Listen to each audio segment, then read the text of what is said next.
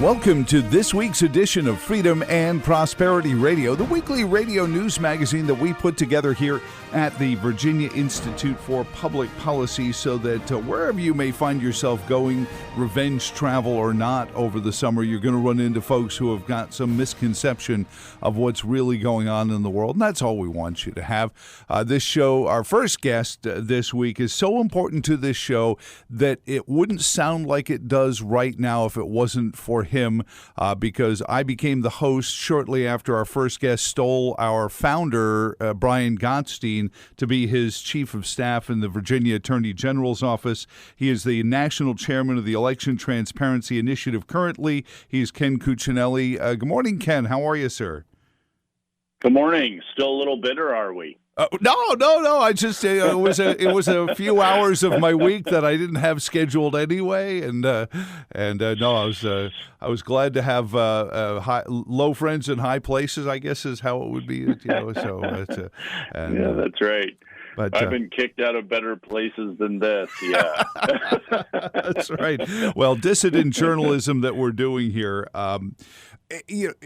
It's fascinating to me that as we have more technology, and I don't know if our election troubles are really because we've come to a point where just because we can do something doesn't necessarily mean we should do something, is really exemplified in our election issues. We try to use more and more technology, and we seem to get further and further away from having any faith in that the counts that we get are the counts that are supposed to be there. Well, right. And, there's the analogy I use is to our court system.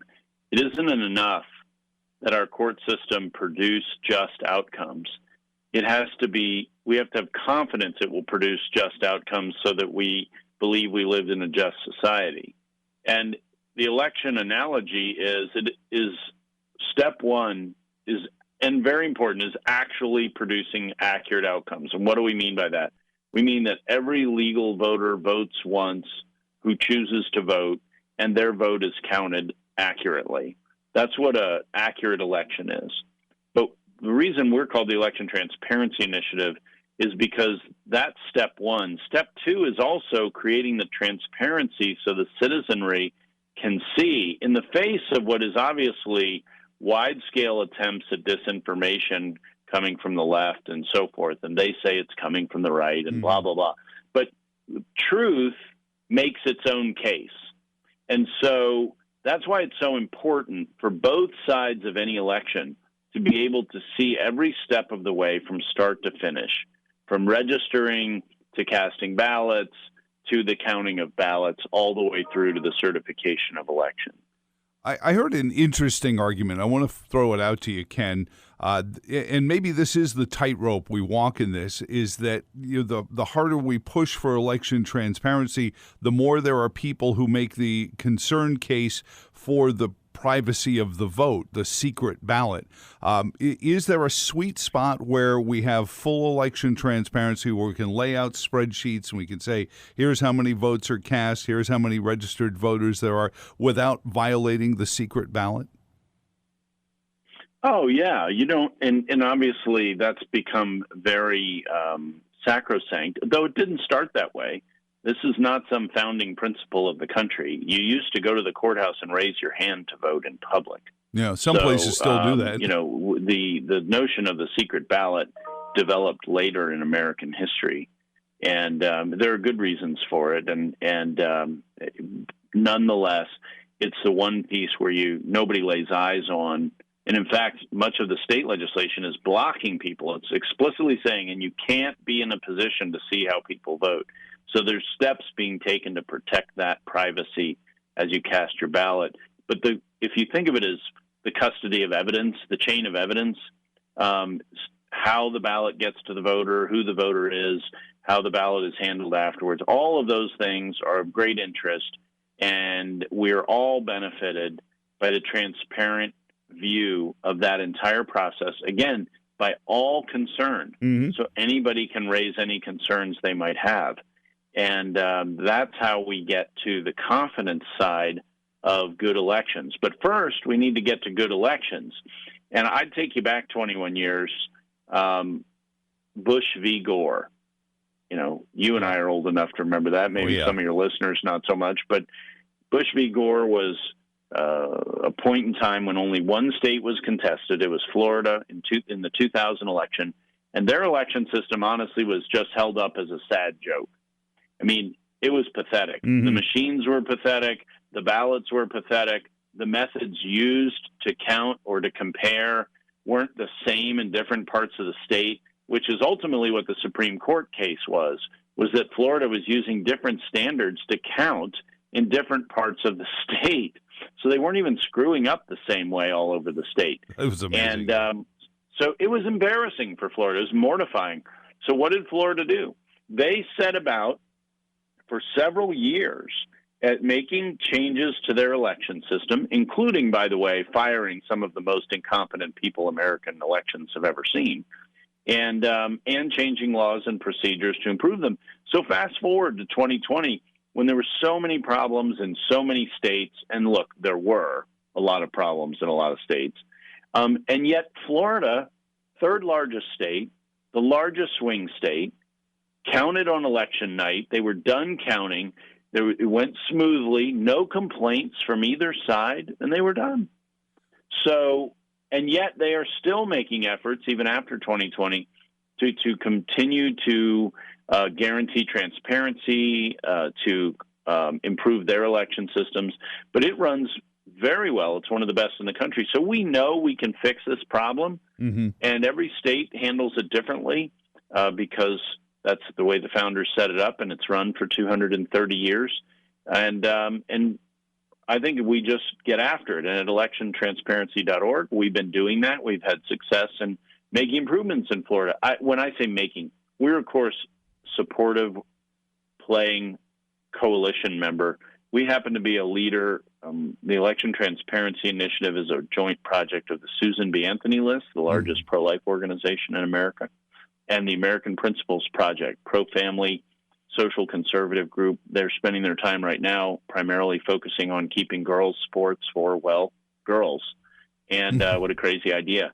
And but between them, they have over 1 million members, tremendous reach across the country, established grassroots networks that we can tap into for the support of election transparency. And people ask, why are these social conservative organizations jumping in to voter issues? And the answer is quite simple.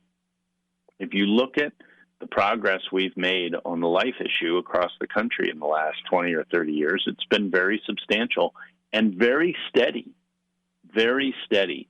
Talk about the truth is our friend. The more people learn about when life begins, and the more obvious it is as technology marches forward, the better we do in the pro-life movement. So all we need is a fair playing field. That's all we're after. We see Democrats in Washington, not all of them, but the radical leftists really want to control elections for the purposes of winning them. And I say winning, I should put that in air quotes, because they also want to register non-citizens, they want to register illegal aliens and so forth, and they've got federal bills in that do that. Well, when Karl Marx writes into his founding principles that right and wrong isn't necessarily important as much as achieving the outcome, I can't imagine how they would come up with a scenario where it is, it's like Raiders football. Apologies if you're a Raiders fan. But yeah. Why do? Well, go ahead. They aren't after good elections, and I'm saying that judging by the bills themselves. When you read the bills, I mean, you can't reasonably read a bill that illegalizes voter ID, that illegalizes so many different basic security measures, that orders that ballot applications be sent to every single person on the outdated voter rolls, which they also block from being updated. I mean, it's incredible, one thing after another. And I wasn't kidding about illegal aliens voting. One of the provisions of their Corrupt Politicians Act, as we like to call it, is that the states are ordered to dump all the adults, doesn't say citizens, says individuals, who are in their databases onto their voter rolls. Well, lots of states give out IDs to non-citizens, even illegal aliens. They come into their educational system. They come into public health systems. They're all over state databases. And that's not a criticism. It's just an observation. That happens with the residents of states, even if they're not there legally. Well, and we warned of that when it was happening. Oh, absolutely knew that. But here they are writing a federal bill that says all those people have to be dumped onto your voter rolls.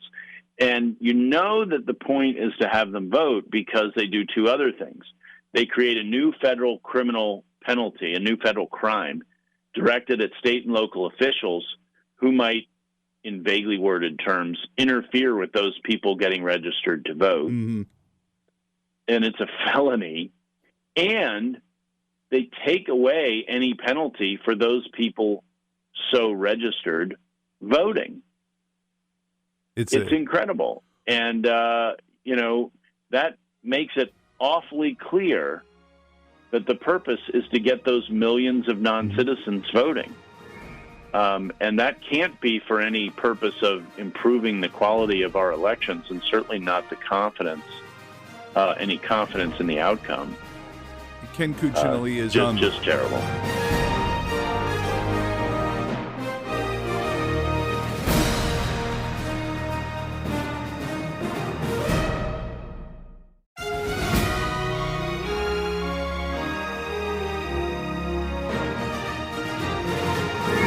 Ken Cuccinelli is on with us. He's the national chairman of the Election Transparency Initiative.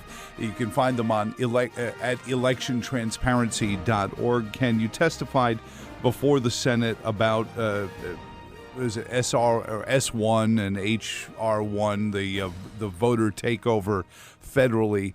How is it that anyone would stop and think that the further away your decisions are made?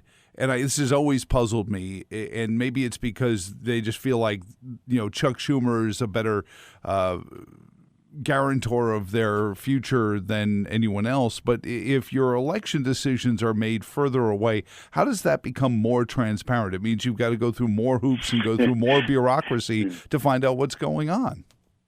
Yes, it does. And the states are all different. The longest serving Secretary of State in the country is Democrat Bill Gardner in New Hampshire. He's been in his position since 1976. They select their Secretary of State by election by the General Assembly, like we do with judges in Virginia, for instance. And both Republican and Democrat legislatures keep reelecting him because he does such a good job. What a great concept! What an idea! And he has testified against these federal bills, saying vehemently they have no early voting. They're not going to get early voting. They secure their vote, et cetera. And he believes that they have some of the highest turnout in the country because they make Election Day special. They really focus on it. They also make it easier when you have one day to turn people out. For the parties to do voter turnout. And so they get a higher level of participation than almost the entire rest of the country. And after motor voter kicked in and you saw more move to mail-in voting, like by Oregon, for instance, their participation level has dropped, not gone up. And one of the things I talked about in the Senate hearing I testified in last week, was about early voting. The NAACP's own experts in litigation have said, in North Carolina, have said that early voting is a convenience, but that it does not increase voter turnout. If anything, it either stays the same or turnout drops modestly with early voting. It does not increase voter turnout, and it dramatically complicates ballot security. Dramatically complicates it, because if you want to keep eyes on the system, on Election Day, you show up at 5 a.m. and you stay until the vote counts are done. If you have 45 election days, it's nearly impossible. The pure manpower involved in that is brutal. Brutal. It can't be done as a practical matter. So you lose the transparency, you lose the confidence of having that oversight. And when, as in Virginia, at 11 p.m. on election night, all of the absentee precincts posted, and they see, I think it was something in the 80% for Joe Biden. And you start then the conspiracy theorists to say, where did all these votes come from? Because somebody in St. Louis or San Francisco is just looking at the numbers. And I got the release from the Virginia Board of Elections. We were here on the air. They said we're releasing the absentee precincts at 11 p.m., but some columnists somewhere else. So then it begins the narrative in the commentariat that some fix was in, when honestly it was just all these absentee precincts, all these 45 days worth of voting comes in there. And I'm not taking up for them, and I'm not saying it's legit, but as you said, there were not Republican poll watchers in every registrar's office across the Commonwealth of Virginia when these mail-in ballots came in. Right. Yeah, that's absolutely right. And of course, we had an enormous jump in mail participation because of COVID, which was supposed to be an anomaly in emergency circumstances. And, in some states, you're seeing them try to make those changes permanent. Yep. In other states, you're trying to see them rid themselves of those changes. So, there is a balance between security and access. Polls show regularly that Americans prioritize security 2 or 3 to 1. And these are the same Americans who support voter ID. Everyone supports voter ID: Republican, Democrat, Libertarian, Vegetarian, Black, White, Hispanic. Biden voters support voter ID. The elements that make up a good election really are pretty commonsensical. There's nothing inimical about people having to identify who they are. I mean, heck, Vice President Harris was asked on Black Entertainment Television in an interview. She got asked specifically about support for voter ID, and she said, well, of course, people need to, prove who they are to vote. Oh, this is the Kinko's does she not line. Know what her own organization, her own administration is saying all the time. It's unbelievable. That's what, if you actually get them to answer, eventually they out their own hypocrisy in this. I mean, I think part of it is this rush to COVID vaccine passports. Well, hold it. I have to show you some sort of government issued ID card just to get into the University of Virginia, but I don't have to show you one to go vote for governor of Virginia? That doesn't make any sense whatsoever. And I think that's where they're really losing grip on this. And you wind up with the really ham-handed repurposing of every Chuck Schumer speech ever made by the Texas Senate Democrats in Washington, covered as if they were great orators, all of a sudden breaking into "We shall overcome." And I asked Mark Warner on this program, Ken, I said, Mark, is there an incident where somebody was turned away from the polls that should have been allowed to vote that you can show me? Because I can show you fake, dead people that voted in the 7th Congressional District. So you say there's no evidence of voter fraud. Show me evidence that somebody was turned away at the polls. Right. And, that is not typically happening. No. If it were, they'd be showing it to us. And the reality is that the Supreme Court, as Justice Alito reiterated 2 weeks ago in the Brnovich case, said that you don't need proof of fraud to try to stop fraud. I mean, my analogy is, most of the people listening to this radio show are going to lock their doors tonight. And that isn't because they think they're going to be robbed tonight. Right. It's to avoid being robbed tonight. And, that's perfectly reasonable. And it's frankly, it keeps robberies down, right? So it's entirely reasonable to take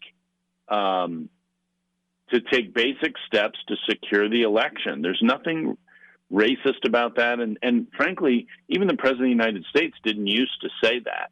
Right. Now he does. Well, he does. Is this part of the whole racial conundrum we're in right now, Ken, where we're being turned on each other by the only thing that the far left can use to turn us on each other, which is the color of our skins? And by pointing to underserved communities, black and brown communities, because I'm listening to I forget, is it the former Democratic Party chair in Virginia, is suing to have a special extra General Assembly election next year because he knows he's going to lose this year. So he wants to have another one next year once they've redrawn the districts, which I thought were supposed to be redrawn bipartisanly, but is apparently very important for the Democrats to get another vote in next year as well. It seems like they're almost doing this so that they can use the argument over these poor and statistically higher black and brown communities than other communities as a proof, quote unquote, that there's racism.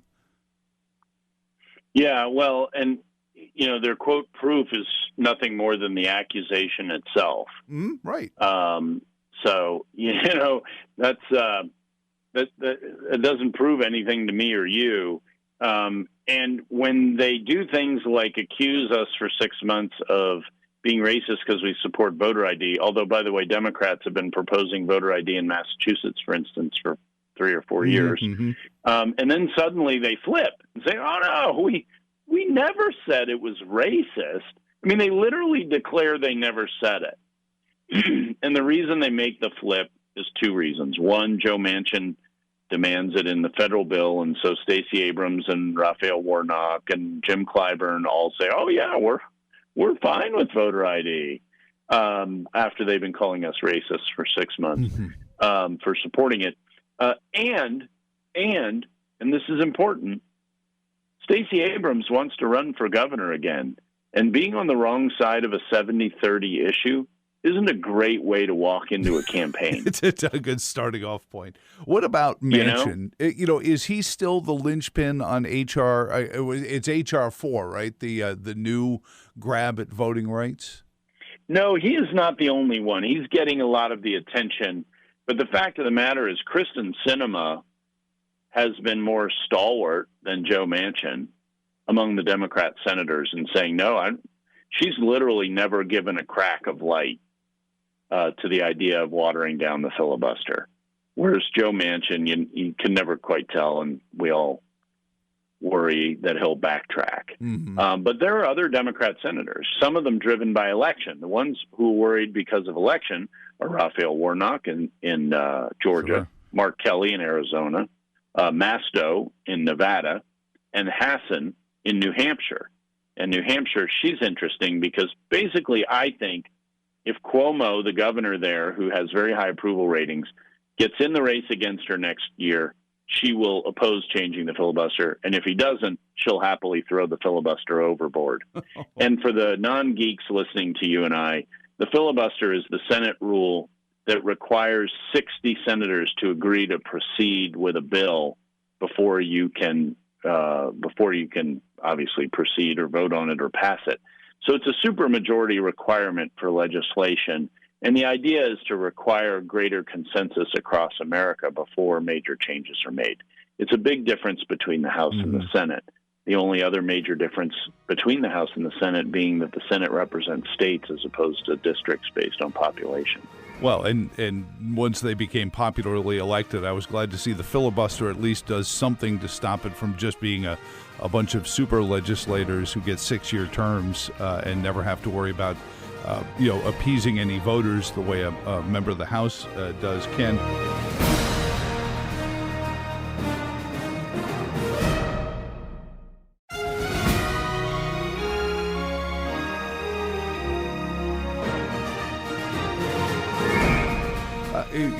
Remind us again, are there events, are there things that our listeners can download from the Election Transparency Initiative that will help them locally when this stuff pops up?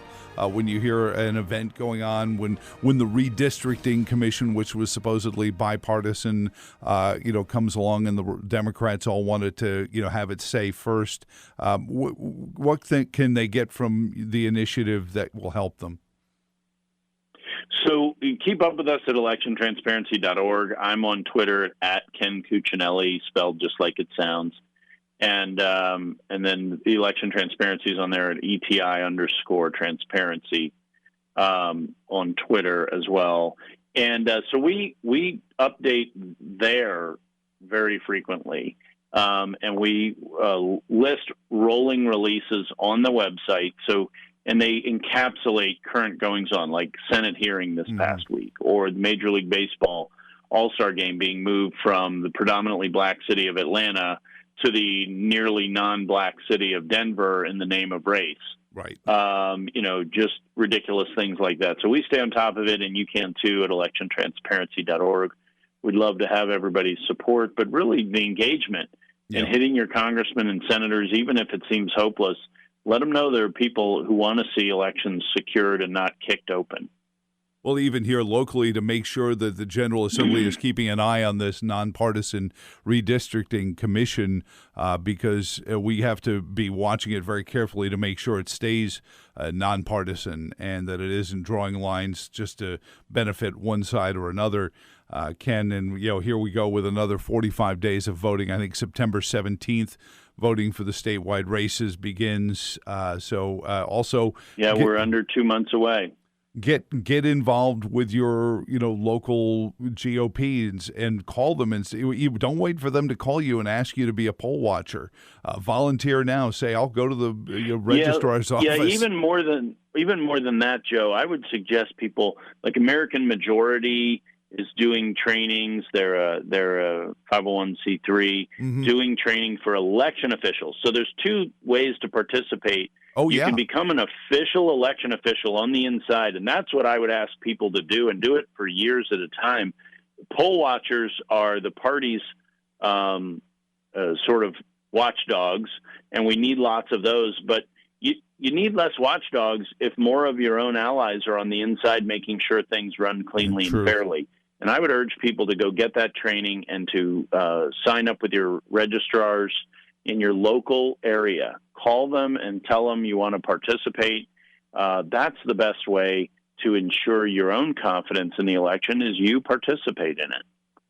Brilliantly said. That's why you stole Brian Gottstein from this program, Ken. Appreciate it, my friend. As always, great catching up with you, and thank you for what you're doing at the Election Transparency Initiative, also the Susan B. Anthony list. If you ever get a chance to, and you want a really great example of how unhinged the left can be, listen to some leftists talk about Ken Cuccinelli and then spend half an hour with him, and then you realize, hold it, that wasn't the guy that they told me he was at all, and you'll immediately start seeing the smoke behind the mirror. Ken, thank you, sir, as always, and you have an awesome weekend. All right, thanks very much. Thanks, Joe. Up next, the Central Virginia chapter of No Left Turn in Education, Yael Levin Sheldon, and back to the issue of what is being taught in our schools, what is it based on, and how can you push back against it on this week's edition of Freedom and Prosperity Radio.